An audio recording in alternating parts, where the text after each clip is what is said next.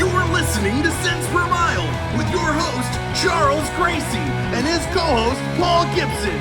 Joined by Josh Haynes, they'll be tackling tough industry topics, asking even tougher questions, all to find better solutions as they try to make sense make sense. Welcome to Cents Per Mile. I'm your host, Charles Gracie. And I'm your co-host, Paul Gibson. Hey, I'm Josh Haynes. What are we talking about on today's episode, guys? Reputation. Yep, reputation. Cents per miles version. But also, just to cover the ground of all the things that we got to talk about, real quick, we are now on Spotify, Apple Podcasts, anywhere you get your podcasts. So if you want to, you could go rate it. It helps push us out into the space more. Also, you can like and subscribe to our YouTube channel to help us grow that. They can submit a topic or a guest request by going to centspermilepodcast.com. Oh, yeah, it's right under the Contact Us section. So, Charles, do we have any sponsors this week? I just want to give a shout out to Hot Seat Services and CDLLife. Without them, we couldn't pull this off. All right, well, I guess that means it's time for the news. All right, so it's time for 10-2 News, where we scour CDLLife and find some of the coolest news stories we could. Some of the most ridiculous or some of the best from the past couple weeks. So story number 1, 28,000 packs of illegal cigarettes found in semi during traffic stop. You know, all right, so last week we had some drug ones, and then this week we got cigarettes. I wonder if you guys are like saving these just for the show, Paul. I mean, it's just, hey man, the news cycle is what the news cycle is.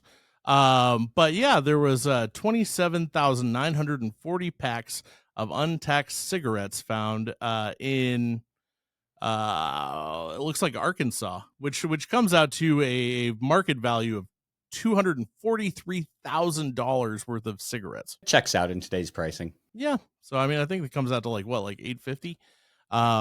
So yeah, that's pretty interesting that cigarette smuggling happens as well as drug smuggling. You know what else happened? We had marijuana testing that took thousands of truckers off the road in 2023. Driver shortage, endangering the supply chain. There was a pretty good story on that. Yeah, and that is our next story. So yeah, last year, the FMCSA took 37,657 CDL holders who failed drug screens off the road. I mean, do we get to call it a shortage if we're creating it? It seems interesting though, because 13,000 of them were refusals. So from a recruiting perspective, we see that come across a couple times where refusals and the way that drug tests are given to the drivers, it's really unfair. I've seen it even executed where a driver's already quit. They've gone home and it's like, hey, by the way, you've been selected for a random, and that person's already left. And then they ding them with a refusal, and then they don't realize the implications that come from that. That's also really interesting where that point of the end of employment happens. Like, where at what point could a company call you and say you got a random? In my experience, I've seen it a handful of times. It's usually within a day or two of that separation because they've already gotten their list and someone in safety just didn't delegate it out yet to bring those people in. I just wonder, because there's an alternate pool that you can pull from. Like, at what point do you as a carrier say, like, hey, this person's gone. We probably don't have anyone else cleaning our fleet, so we're going to go for the guy we already sent home. Yeah, that's pretty crazy. So I think now it's time to go behind the wheel and see what drivers think about reputation. All right, so it's time for Behind the Wheel. Being powered by CDLLife, we have access to the largest audience of drivers in the world, and we can ask them questions and get real answers and real data from real drivers about real issues. So this week we asked, how significantly do the reviews and experiences of other drivers influence your opinion of a trucking company? So 22% said not at all, 22% said slightly, 30% said moderately, 22% said significantly, and 5% said completely. Yeah, so what do you think about that, Charles? I think it's a pretty definitive divide there, because you got to consider who you're talking to out there. If I'm going to take someone else's perspective deciding where I'm going to go, I'm going to talk to people I know. I might take a little bit off if I come across John Doe on the street at the truck stop, but you don't know what that person's done. And I've been out there enough to know that it's just like good doctors and bad doctors. There's good drivers and bad drivers. Well, what I would say is actually an interesting takeaway is that other drivers' opinions of your company matters, in some form or has some weight to 78% of drivers.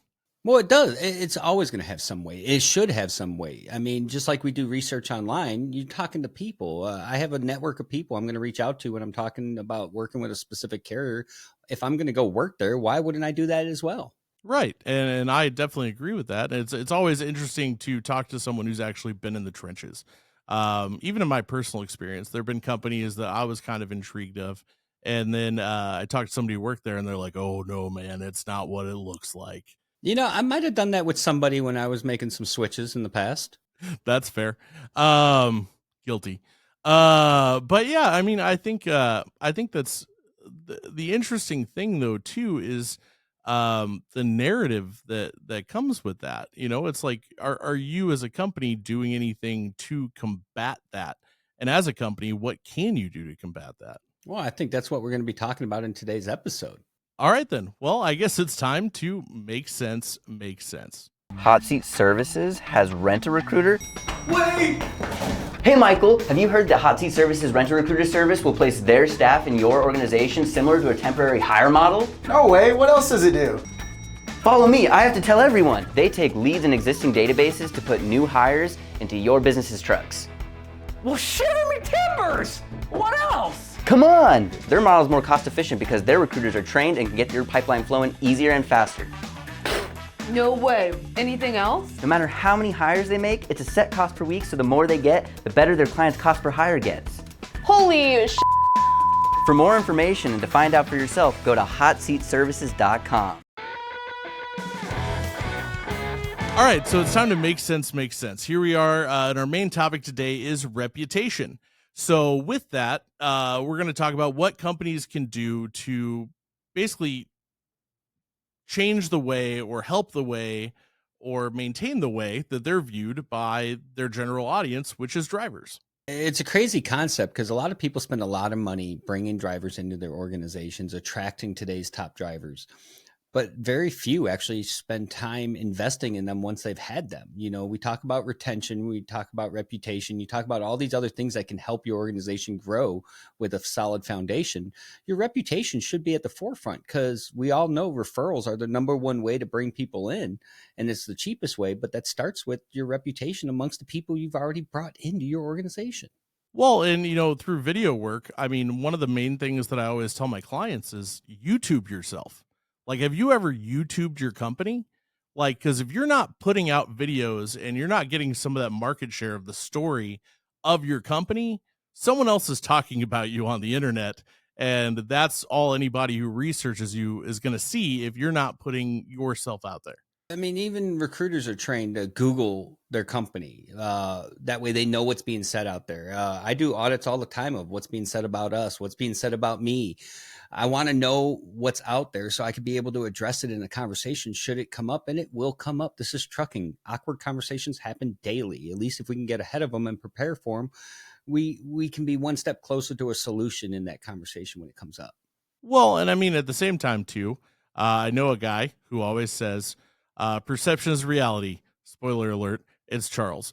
And it's one of those things where, your brand is actually decided by the court of public opinion, not you. Doesn't matter how cool you think your brand is or how legit you think your company is. It's up to the public and the people that you're trying to attract to decide that. Well, and we've done projects together. One of the blessings I've had of working with you is seeing the side of things that normally I wouldn't have seen. We've gone on shoots together where I've learned from you that, hey, what people perceive as where they win, once you talk to their staff and their drivers, it's not necessarily where they win. And you start seeing a common theme in those interviews, and that's what we wind up educating them that they should be advertising. For sure. Because, I mean, it's one of those things where, like a lot of companies will be like, oh, we've invested a lot in this. This is so great. Everyone's going to love it. And it's like, that is cool, but that's not like. Yeah, it didn't translate to the intended audience. Right. It's like, it's a matter of, what you're known for and what you want to be known for aren't necessarily the same thing, but that's, where we can get into learning how to build your reputation and get the reputation that you want to have in that court of public opinion. And I think our first guest is a great person to talk to about that. All right. Well, I say we shoot over to CDLLife. We got Kevin Hall here to talk about reputation.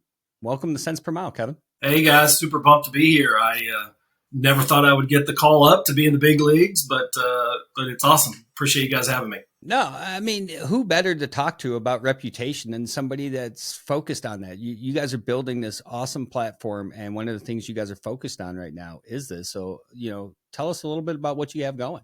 Yeah, sure. Before I do that, knowing that I may never get a chance to come back on Cents Per Mile, just want to take this sort of airtime that I have to really give you guys a shout out. Cents Per Mile, Paul, Josh, Charles, you guys have done a great job. Super proud of y'all for really defining the best show in trucking in just season 2, right? 2 seasons you've been able to do that.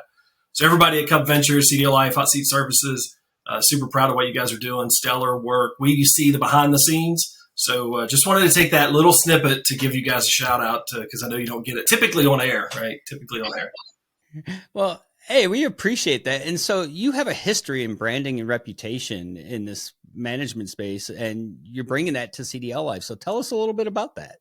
Yeah, sure. So previous life, a few years ago, it's been a minute and a half or so, had agencies. We helped create brands. We helped protect reputations. And in some cases, we kind of helped repair reputations for companies that were going through some maybe some critical situations, right, that they had to go through within their life. Reputation, what is it and why is it so important? You guys know me. Like, I'm very specific. I want to define this thing that we're talking about, right? Like, everybody has a different perception of what reputation is, and I think you have to kind of define it to really understand how you can improve it, to look at it, to get a sense of it.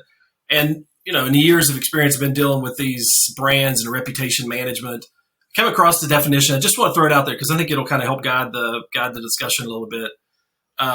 Reputation, if you think about it, is really the equity value that you have in people's minds, right?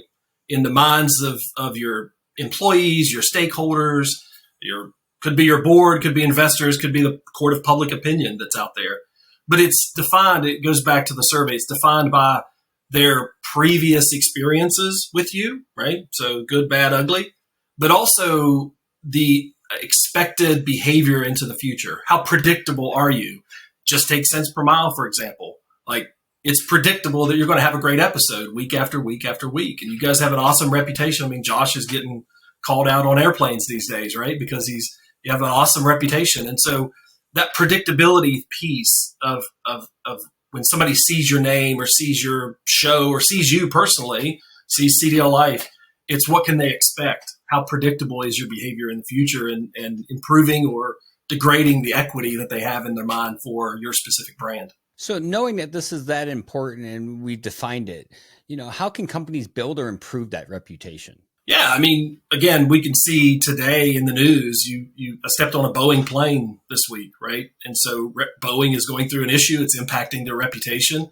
Not only is impacting me when I walk on that plane in terms of the trust that I have for them, but it's also impacting their stock values. So critical in today's environment. How good are you able to hire people? How quickly can you hire people? What do they think? What do your customers think of your reputation? And it's really the core of who you are. In terms of how to improve it, how to build it, it goes back to that predictability. How can you build a predictable view in people's minds? And that has to go back to your core being what you do day in, day out. That's why here at CDLLife, Cup Ventures, Hot Seats Services, we have core values. It defines truly who we are. It defines how we interact. It defines how we treat people. You can't fake your reputation. It'll catch up to you. Trust me, I've seen that day in, day out. But it has to be your core. It has to be about how you interact with your drivers, what you think of your drivers, how you treat your employees, how you service, how predictable are you for delivery of whatever goods and services that you're providing at the end of the day. And so it has to be a core part of your being in order to impact your reputation. It's super hard to fake that. So, that's an interesting take. And thankfully, you made it off that Boeing and you're here to be on cents per mile for the first time. So nothing blew off in mid-flight. So that's a plus. You know, talking about reputations and brands and all that, Paul went out there and he put a poll out on cents per mile of who was the favorite personality on the show. And I can say without a doubt, it's definitely, been popular and gotten a lot of engagement. But before we let you go, who is your favorite person or personality on cents per mile? On the show? Oh, jeez, that's easy. Without a doubt. It's time for an ad break. Reputation is everything when it comes to your brand, but it can be hard to maintain and even harder to quantify. With CDLLife's Reputation Watch tool, you can get access to insights from the largest driver audience in the world. Drivers will be anonymously presented a short survey about your company. Then we'll deliver you the data showing how you're perceived by drivers and the level of awareness you have within the market, better enabling you to leverage other awareness tools effectively and efficiently to improve and grow your brand. This tool could change everything. Well, now we're back and we're here to talk about our next topic, which is knowing your audience. Paul, drivers are tired when they see these ads everywhere, and, it's something that you're very passionate about. So I'd love to get your take on this. Well, I mean, that's the one thing that I always try and keep in mind. Like whenever I make video or do any sort of marketing towards drivers is 9 times out of 10, when they see this, or whatever your marketing is, they're going to see it when they're done driving for the day and getting on their 10. Or, they just woke up, they're still on their 10 and they're about to start driving.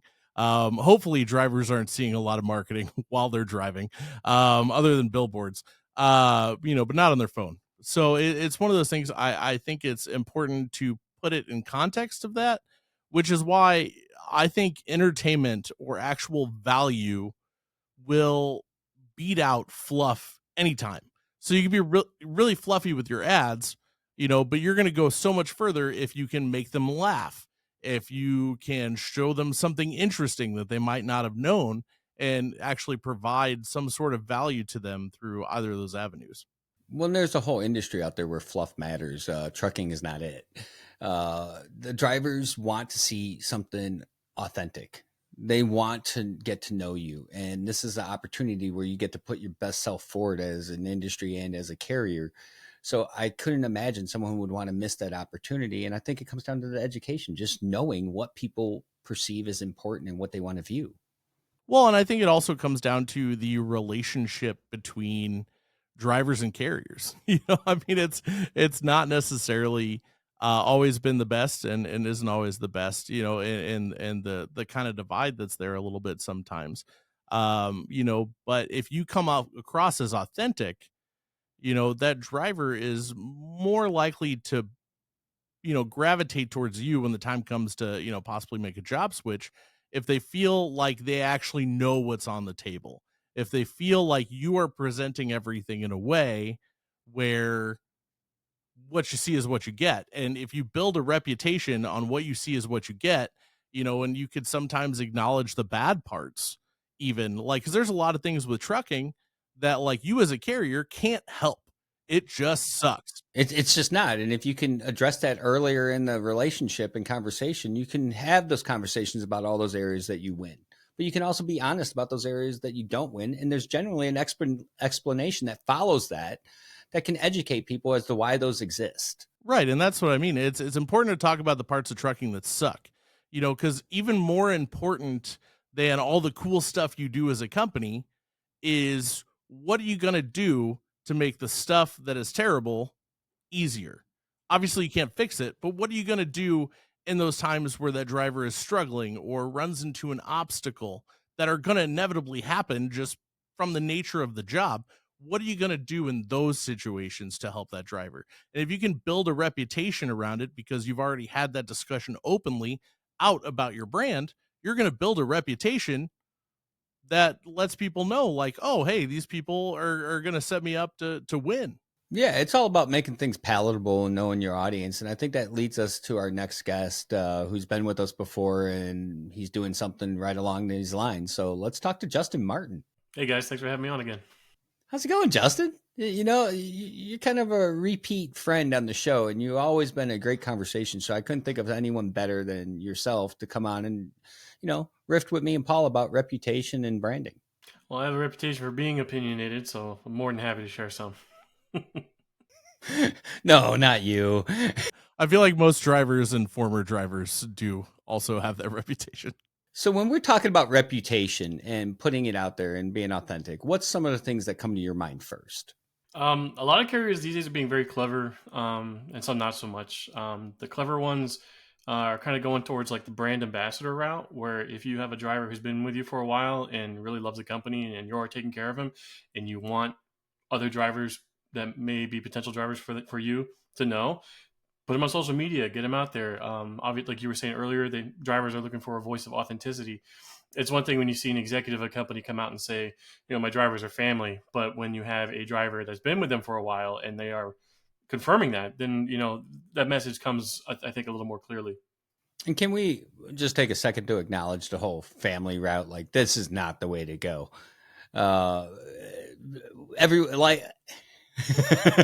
And like Paul has said many of times, like, we have families. We don't come to work to make a family. We come to work to make money. So let's focus about the things that the culture and what makes that job easier and more attractive that you can bring to the table. And so you're doing something along these lines. You've been content creating and advocating for this stuff for some time. So what's some of the tips and tricks for that authenticity in that reputation that you would give a carrier if they were looking to enhance their experience?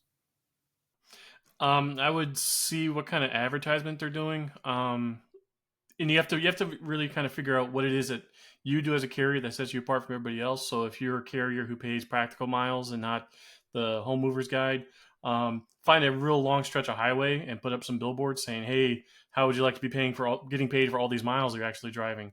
If you're really good with paying retention, see if you can put a billboard up near a reefer warehouse somewhere and say, "Hey, how would you like to be getting paid for sitting in your truck all this time?" I never see that around. I'm surprised more carriers don't do that. That's an interesting take on it. If I was driving down the road and I kept seeing billboard like, well, you would have made this much with us. You would have made this much with us. It would probably cause me to think. But we live in the day of technology, and that brand gets an extension of its reach just through social media. And so when we're leveraging social media and putting our brand and our reputation out there, if you were going to try to audit that and decide on a direction, what's some of the things you're looking at? Oh, yeah, you said, a lot of carriers Google themselves or YouTube themselves. Go on TikTok or Twitter or Facebook and see what people are writing about you and decide whether or not it's worth it to try and either push back on that or get out ahead of it. If you're searching for yourself and you're not finding any results, well, great. That's a great opportunity for you to go in and fill that void before somebody else does. You'd rather have your word out there versus, somebody else. So I've always been curious, and I've always secretly wanted to find a company that would let me do a video series or like a marketing campaign about it. Both of you guys being former drivers, I've always thought it'd be really cool to take a company that already has a bad reputation online, not to name any names, but just a company that has a bad reputation, and then start a marketing campaign that just embraces what people are saying about them while also showing how it's not necessarily true. How do you think that would go over? Like that viral TikTok meme of people being like, "Oh, we're topic XYZ, of course we," and then they just do like the dumb cliche after cliche. Yeah, you say, "Yeah, of course I'm a mega carrier. We, X, Y, and Z." There's an endless supply of everything that you could use on that. I think it would actually be received well. I think a lot of times people get hung up on what they perceive as important to communicate versus what the audience they're intending to reach perceives as what would be important. And if I'm a driver and I see someone embracing the suck of what they don't do right and turning it into a funny, that generally lets me know that they're self-aware enough that they're probably addressing it, because that's what put this marketing in front of me at that point. Yeah, it's one thing to like pretend like this stuff never happens. It's another thing to say like, yeah, of course, it's not going to be like this every day, but these days do happen. But working for us, it's worth it. I want to give you a hot question here because it's something that a lot of carriers run into and people have mixed feelings on it. So if you come across some negative review or negative marketing that's been put on your brand, do you ignore it, David and Goliath, and you don't want to be Goliath in this argument, or B, address it and go in there and defend your brand? Yeah, that's a tough one because it goes to the whole dynamic of like punching up versus punching down. It depends. If it's just one pissed off ex-employee, that's one thing. But if it's like person after person after person, that's something you need to start auditing on yourself. Are you really doing something wrong? Are there people leaving your company because of these perfectly valid reasons? And then you should probably try to address them internally first, and then see if those fixes are making a difference, and if they are, be outward with it and say this is what we're doing and it's working. Awesome. Well, thanks for coming on Cents Per Mile and sharing some of your wisdom. If someone wanted to get a hold of you, how would they find you nowadays, Justin? You can always find me on Twitter at SuperTrucker. Awesome. Well, thanks again, and see you around shortly, I'm sure. Oh, be around. Thanks, guys. Take care. Well, I mean, that was a pretty good conversation about reputation and authenticity.